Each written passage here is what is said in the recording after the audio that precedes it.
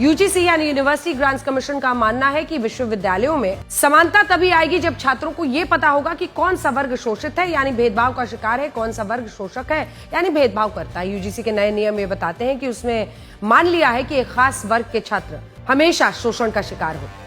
उनका शोषण करने वाले भी हमेशा एक खास वर्ग के ही छात्र होते हैं। 13 जनवरी को यूजीसी ने उच्च शिक्षण संस्थानों के लिए promotion of equity in higher education institutions regulation 2026 notification लेकर आए। इसका मकसद है उच्च शिक्षण संस्थानों में एससी, एसटी, ओबीसी, ईडब्ल्यूएस और दिव्यांग छात्रों, कर्मचारियों और शिक्षकों से होने वाले भेदभाव को खत्म करना। यूजीसी का मानना है कि नए नियम से देश के जो उच्च शिक्षण संस्थान है उनमें समानता की भावना आएगी। लेकिन इस नियम का विरोध करने वालों का कहना है कि यह नियम सामान्य वर्ग के छात्रों के प्रति गलत भावनाओं से बनाया गया है।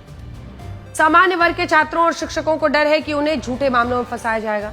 सामान्य वर्ग के छात्रों की शिकायत है कि नए नियम ये मानकर बनाए गए कि सामान्य वर्ग के छात्रों के साथ भेदभाव नहीं होता, वो केवल भेदभाव करते हैं।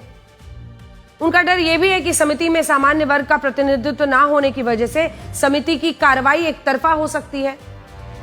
नए नियमों में झूठी शिकायतों पर जुर्माना या निलंबन का प्रावधान ही नहीं है। डर है कि इससे सामान्य वर्ग के छात्रों के खिलाफ झूठी शिकायतों की बाढ़ आ सकती है और झूठी शिकायत करने वालों पर कोई कार्रवाई नहीं होगी।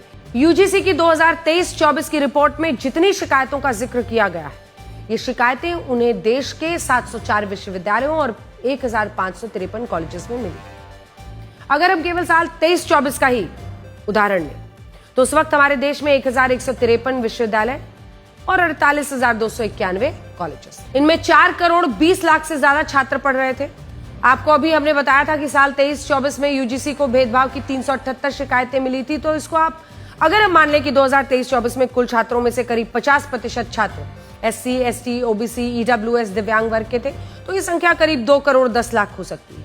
और इनमें से केवल ये जो सबसे नीचे आप नंबर देख रहे हैं ना, 0.0018% छात्रों ने ही अपने साथ हुए भेदभाव की शिकायत की।